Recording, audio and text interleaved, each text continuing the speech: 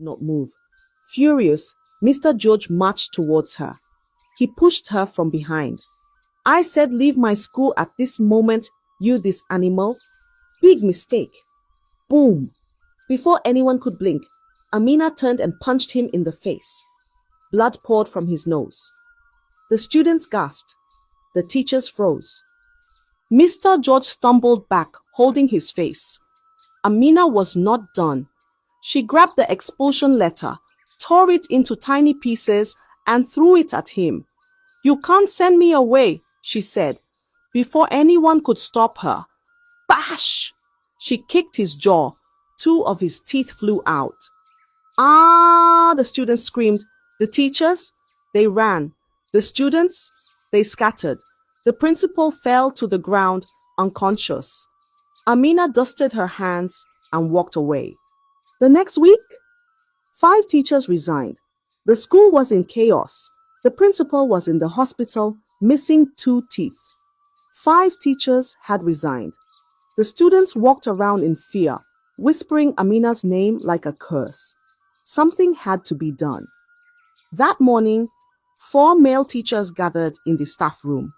They were the strongest in the school. One was Mr. Art, the PE teacher, with arms as big as yam tubers. One was Mr. Hassan, the mathematics teacher, who once fought off thieves in his compound. One was Mr. Obi, the chemistry teacher, who lifted big water drums like they were feathers. And the last was Mr. Femi, the discipline master, who was feared for his punishments.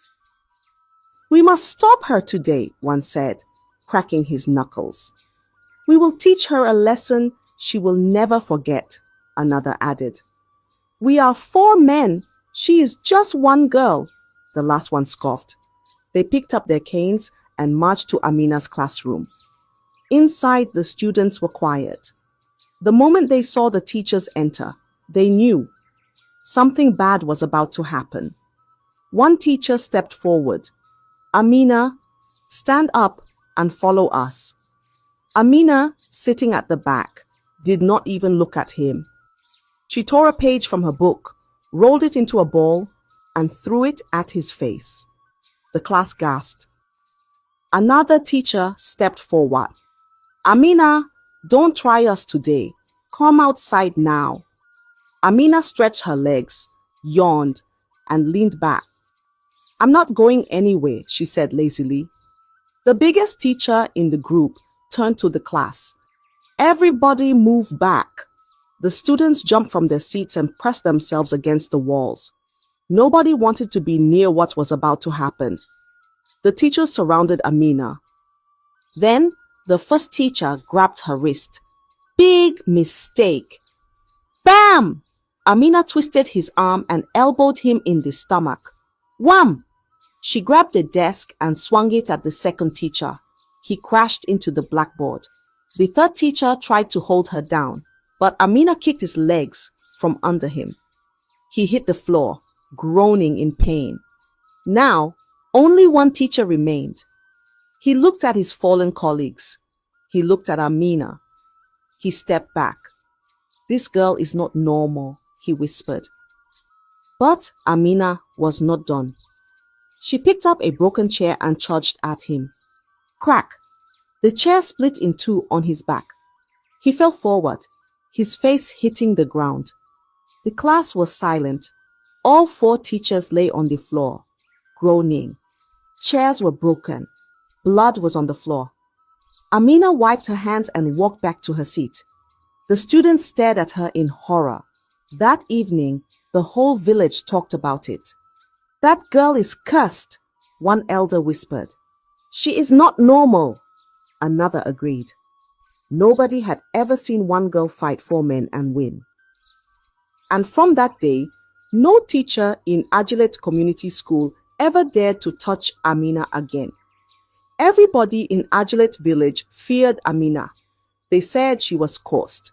They said she had the strength of 10 men. They said she was not normal. But nobody knew her story. Nobody knew what happened when Amina went home after school. Nobody knew what she had seen, what she had lived through. what had made her the way she was. Amina's house was not a home. It was a battlefield. Her father was a drunkard and a gambler. He wasted money, shouted at everybody, and spent most nights lying in the gutter like a useless man. Her mother, a prostitute. She left the house at night, dressed in short skirts, searching for men to pay her for what was supposed to be free. And every single night, without fail, they fought. Plates shattered, chairs broke, curses filled the air. Sometimes Amina's father would slap her mother until her face swelled. Other times, her mother would stab him with a broken bottle. Blood, shouting, screaming, crying.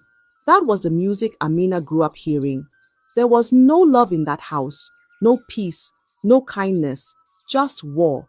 And when a child grows up in war, they become a soldier. Amina learned to fight before she learned to write. She learned to shout before she learned to read.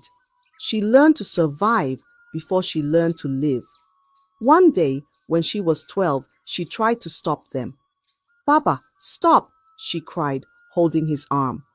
But Baba Amina slapped her so hard she fell. That was the day Amina stopped crying. That was the day Amina became stone. She never cried again. She never begged again. She never feared anyone again. She learned how to fight. She learned that in this world, only the strong survive. If her father could hit her mother, if her mother could throw a knife at her father, if love did not exist in her house, then why should she listen to any teacher? Why should she fear any student? Her home was a war zone, so she carried that war everywhere she went. To school, to the classroom, to the teachers, to the principal. She fought because fighting was all she knew. She destroyed because that was all she saw. Amina was not just a girl full of anger. Amina was a girl raised in fire. And now she had become fire herself. Nobody in Agilit village knew the truth. They only saw the monster. They never asked who or what created it. Then, one morning, something different happened. The school compound was filled with soldiers. Their boots pounded the ground. Their voices boomed like thunder. Their eyes were sharp, watching everything. It was Corpers Orientation Day. A new batch of corps members had arrived, and the soldiers had come to train them. One of the new corps members was Uche. He was young, kind, and full of hope. He had heard about the school's troubles, but he did not know about Amina. Not yet. The students stood in neat lines. The teacher stood beside them. The national anthem began to play. Everybody stood straight. Everybody sang. Everybody showed respect. But then, like a slow-moving storm, Amina walked into the school compound. Late, chewing gum, swinging her arms like she owns the place. She did not stop. She did not stand. She did not even look at the flag. She just walked past everybody, like the anthem meant nothing. The students held their breath. The soldiers noticed. When the anthem ended, one of the soldiers stepped forward. He was tall. He was strong. His face was like carved stone. "You," he called, pointing at Amina. Amina stopped, her gum popping loudly. "Come here," the soldier commanded. Amina stared at him. "What now?" she muttered. The students shivered. Did this girl have no fear? The soldier's face remained calm. "Since you don't respect the anthem, recite it for everyone." The students gasped. "Amina? Recite the anthem? That would be a miracle." Amina's face darkened. She did not like being ordered around. "I don't have time for this," she said, turning to leave. "Come here," the soldier repeated, pulling her hand, his voice sharper. Then something inside Amina snapped. Before she could think, before she could stop herself, she raised her hand. "Slap!" The sound of her palm hitting the soldier's face echoed in the air. The whole school froze. The students stared. The teachers stepped back. Nobody had ever slapped a soldier before. Even Amina, for the first time in her life, felt something strange. It was not fear, not regret, but something deeper, a mistake she could not take back. The soldier did not move. He did not blink, but his jaw tightened, his hands curled into fists. Then his voice dropped, cold, dangerous, final. Take her to the barracks. 2 soldiers grabbed Amina. She kicked. She shouted. But the soldiers did not care. They dragged her out of the school like a captured thief. And that was the day Amina learned. There are some people even she cannot fight. Amina had fought many battles. She had beaten students. She had beaten teachers. She had even beaten the principal. But this time, she had made a mistake. A big mistake. She had slapped a soldier, and now the soldiers had dragged her to the barracks. From the moment she arrived, the punishment began. Lie down, a soldier barked. Amina did not move. Whap! A whip kissed her back.